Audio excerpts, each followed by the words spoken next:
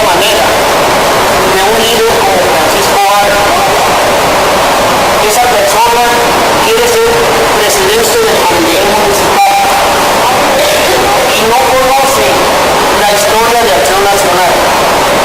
No sabe que cuando Francisco Barrio llegó al partido, el partido estaba como ahorita, débil, no había mucha gente afiliada al PAN. Recuerdo que un servidor fue jefe de área para las elecciones y había 2 afiliados en 25 casillas que me correspondía a mí buscar representantes de casillas. 2 afiliados en 25 casillas.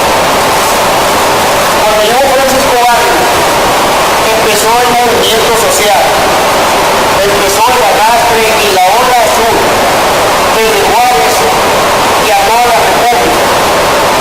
Recuerdo que venía Matío y decía cargar las pilas a Juárez, porque aquí había mística, aquí había campañas y acciones vigorosas para poder hacer grandes movimientos sociales y electorales.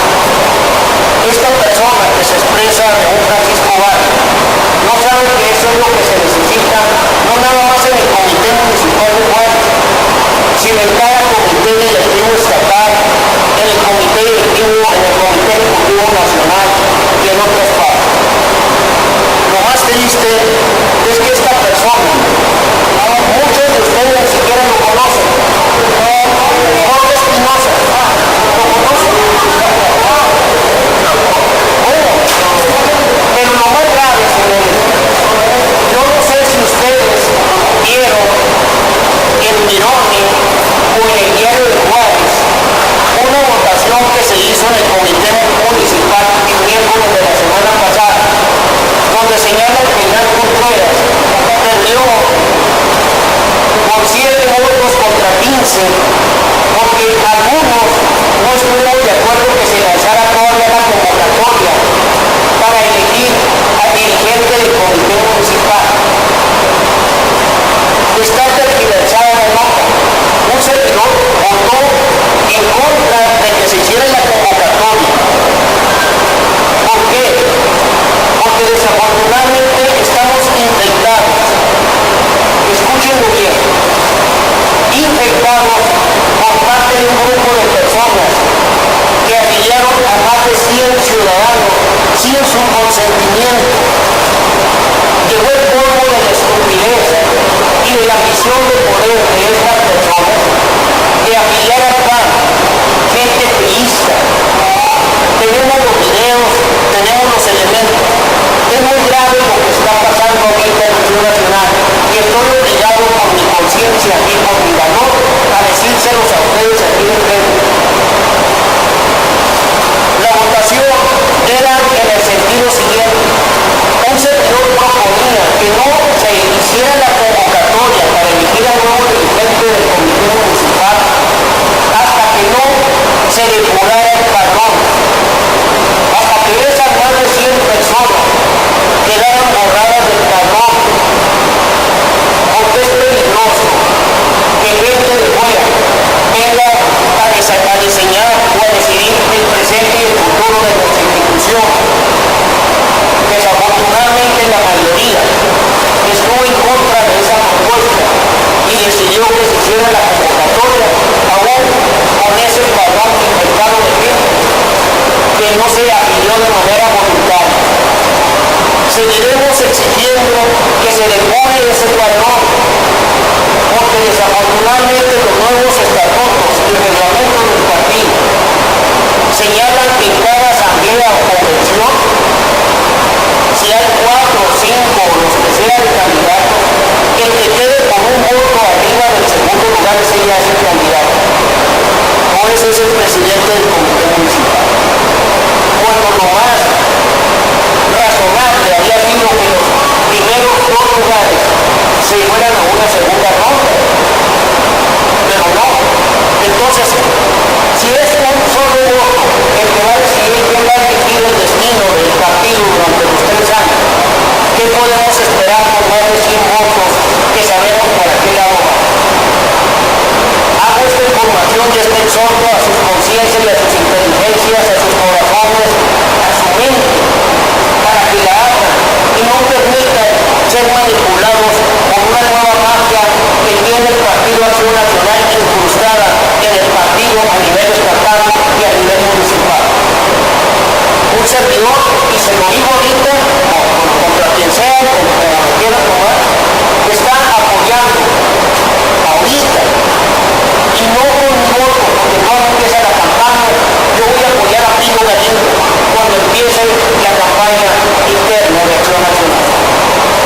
Ustedes sabrán a quién apoyan, pero por favor, no se vayan a ir con esa línea de gente que por la ambición del poder está dispuesta a seguir cometiendo delitos electorales. Esto es gravísimo y se puede llevar en curso incluso hasta el Tribunal Electoral Federal. Nosotros estamos exigiendo dos cosas: que se depure ese padrón hasta que se haga, entonces sí que se lleve a cabo la asamblea. Y número dos, que se expulse a los panistas que cometieron ese delito. No es posible que sigamos tolerando de manera mojigata, timorata y cobarde y agachona que gente que está dentro de Acción Nacional siga llevando adelante conductas que siempre ha combatido el Partido Acción Nacional, como es la compra de votos con despensas de la carrera, como ya se hizo aquí hace 2 o 3 años, y no hubo ninguna consecuencia en contra de quienes hicieron esa porquería. Yo no sé qué opinen cada uno de ustedes, pero eso estoy diciendo yo aquí en lo personal.